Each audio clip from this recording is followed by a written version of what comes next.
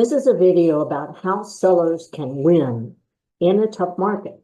I'm Cathy Naiser, retired teacher, realtor, serving Bexar County, Comal County, Kendall County, Hayes County, and Guadalupe counties. So this video is designed for sellers. It's good for buyers and good for real estate agents. So what I'm going to do is pull back the curtain and show you what many consumers, almost no consumers know, and many real estate agents don't know either. I'm going to be sharing my screen, so I'm actually using Zoom to record this. Maybe a little bit fuzzy, and if so, that's the reason. Now, video is actually taken from not just my experience, but this book, The Shift, which was written by Gary Keller, founder and CEO of Keller Williams Realty, not CEO, but chairman of the board of Keller Williams Realty International. He wrote this book in 2010 during the last very challenging market. I was a real estate agent then. I helped my clients. I saw the materials in 2009. I started using this through the very tough market. It actually helped me during the good market too, because some of the same principles are there. But what kept my listings from staying on the market day after day after day is I understood this, and I help my sellers understand this. So it's straight from the Shift book if you're a realtor, page 152 and 153, and he actually goes through the whole conversation of this, and I'm sharing it with you, and so that my potential sellers can see it and can understand it as well. So I'll be sharing my screen, and I'm using my little handy dandy desktop projector so you can actually see what I'm writing as I write it. So here we go. I'm going to share my screen. And now you should be able to see what's on my desk. This is a sheet called The Final Look. Realtors can actually get this at kellerinc.com. And this I use, like I said, I've used in good markets and slow markets. You know, the funny thing about the last market we were in, from 2015 really through 2022, buyers were like fish jumping out of the water into the boat. It was not hard to sell a house. Houses were on the market, buyers would buy them. You know, back then, I would get, in 2019, I actually would get 40 to 60 offers on a listing, driving the price way up. And there was an open house where we had 200 people through, a regular open house. So that was a different market. We're not there now. And now it's a little bit more challenging. If you're a seller and you want to sell because you want to take advantages of some of the things that buyers are getting, or you just need to move or do something different, then this is what you need to know. So here we go. This again is from The Final Look, page 152 in the Shift book. So this is how listings work. There are, in any market, 3 kinds of listings: in the market, no man's land, out of the market. For you analytical thinkers, I am not paying attention to this here. I never really understood it, but it didn't matter. What mattered is this and the continuum. So the continuum on this side is price versus comps. Down here, it's condition versus comp. Now, condition is also location. So location, condition versus comps, price versus comps. So these are people that are in poor condition and way higher priced. These are the people that have great condition and below are really right on target with price. So in the market means it sells. It means you put it on the market, buyers come, somebody makes a good offer and you sell it. That's in the market. No man's land means you get showings, but no offers. And out of the market means you just don't get enough showings. Well, how many? So I go by the National Association of Realtors numbers, and basically 8 to 10 showings in an appropriate time period. Now, the time period is something that your real estate professional should know. If you're hiring a real estate professional that you really want to help you sell your home, hire someone who really understands this concept. In the lower price ranges, this is what I find, in the lower to average price range, average price point, this number is 2 weeks. That's the time frame. You should get 8 to 10 showings in 2 weeks if you're on target with your pricing. If your average price for the whole MLS, the average price, or up to, a little bit higher price, not yet luxury, then that number would be 3 to 4 weeks. If you're into the luxury markets, it would be a month. And if you're super high in luxury, that would be 6 weeks. Now, those time frames I'm pretty firm on. I've done research on to prove it to myself on luxury listings. I took the luxury quarters in San Antonio and studied how many homes that sold in the last actually sold in less than 90 days. And there were a healthy number that did. There's a misperception, certainly there was in the old market, and there's starting to be now, that luxury takes a long time to sell. That's just not true. When it's priced right, it will sell soon, in under 90 days. Of the houses that sold in over 90 days, I looked at the price changes if they actually sold, but it was more than 90 days. I looked at how many price changes they did. And regardless of how high they started, whenever they sold, it was usually within 21 days of a price change. So they did price change, price change, price change, price change. 21 days later, they sold. That's luxury. What did that mean? It didn't mean that luxury house took 200 days to sell. It meant it took 200 days for the seller and realtor to realize what the price was. As soon as they did, it sold within 21 days. That's true for luxury. It's hyper true in the lower price range because buyers are out there being more cautious.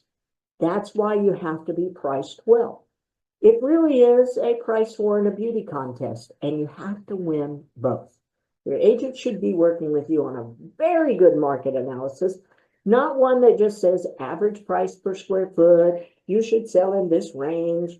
They should be able to really pinpoint what the numbers are, and then the two of you together come up with a price that you think is in the market. Then you follow this, and the agent markets it well. You do your preparation, because again, condition and the way it appears is a big part of it. Your seller, your listing agent should consult you on that and work with you on it, and then you'll sell. So I'm going to go back to my screen and explain this chart a little bit more. So I'm going to take the low to middle price ranges right now. So in no man's land, they would get 8 to 10 showings in 2 weeks or less. Okay. A little bit higher price range, not yet luxury, but above average price range, that would be 3 to 4 weeks. So these people in no man's land, they get that. They get 8 to 10 showings in 2 week period, but they get no offers.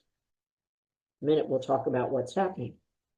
Now, in out of the market, they just don't get that 8 to 10 showings in the time period. Some don't get any.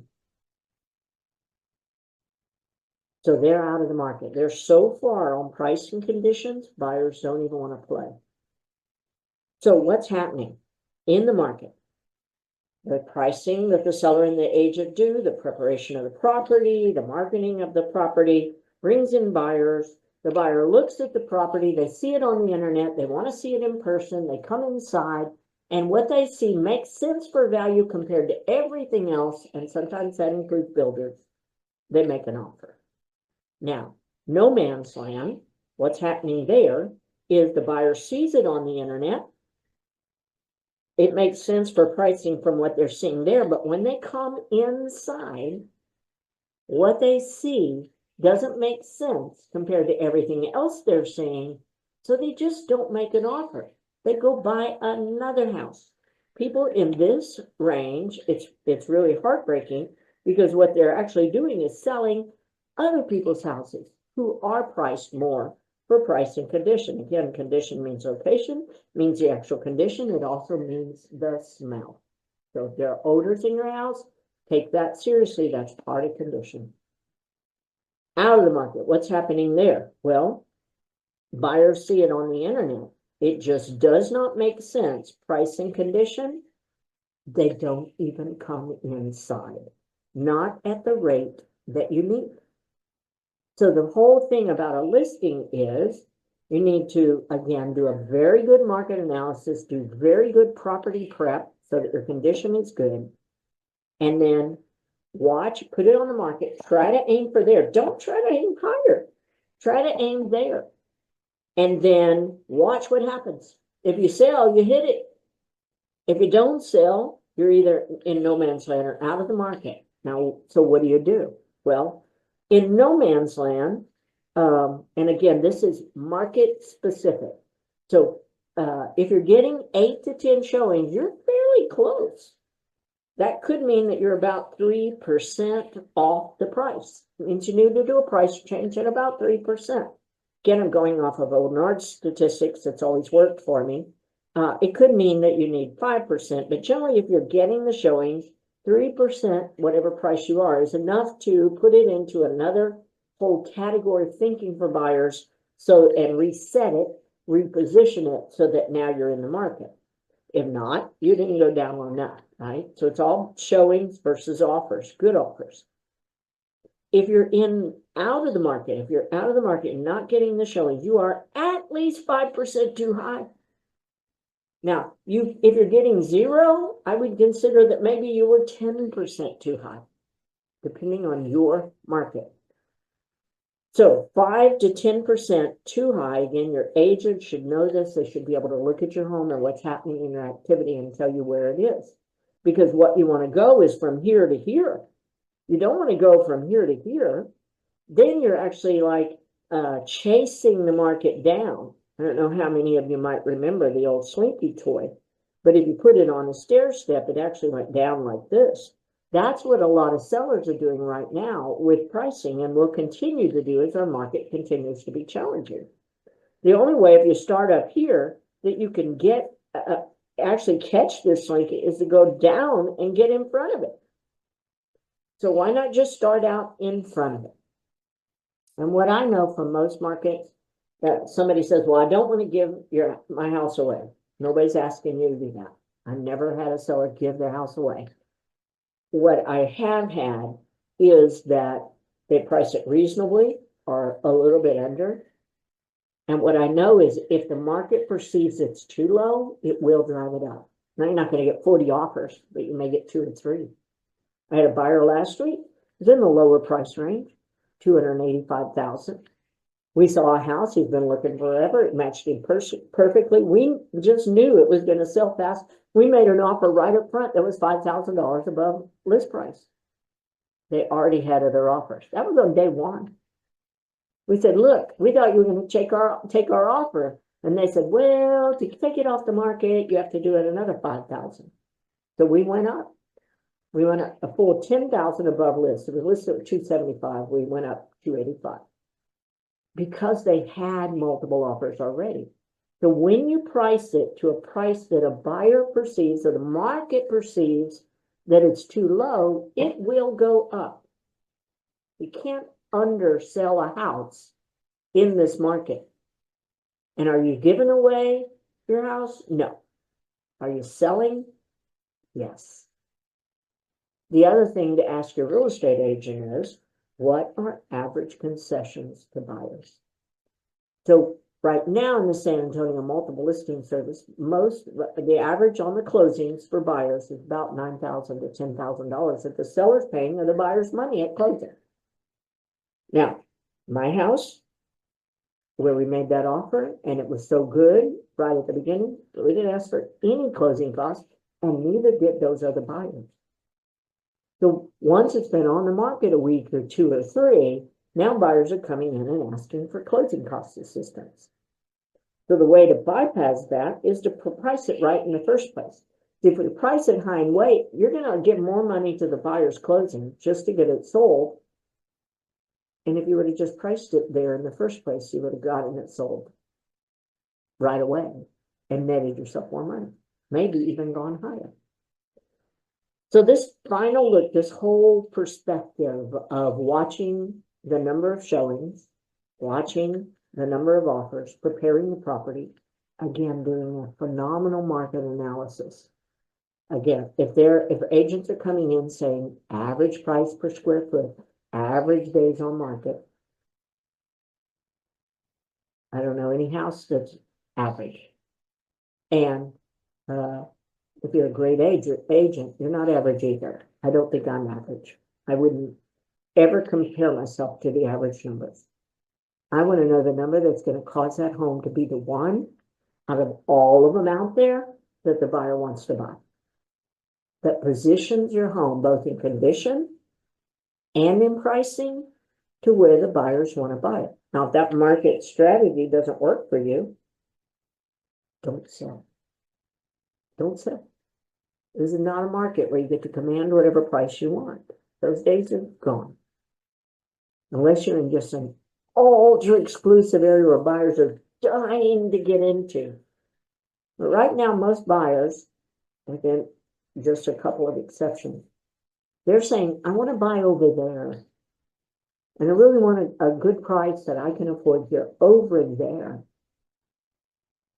So your job is not just competing against your neighborhood, you're competing with all the houses over there.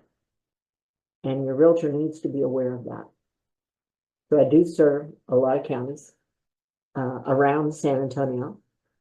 If you'd like a market analysis or a consultation about your equity and whether you should sell or what the best strategy for your selling is, call me. I'm happy to meet. We'll look at your house. I also have a multiple cash offer program, which may work for some people. It doesn't work for everybody. You just don't want to hassle with it. You don't want to do what it takes. Then we may be able to get you a cash offer. They're not high, especially in this market. They're going to go lower than normal, but there are some special programs that I have too. So just lots of resources. Call me and let's talk. I hope you have a great day.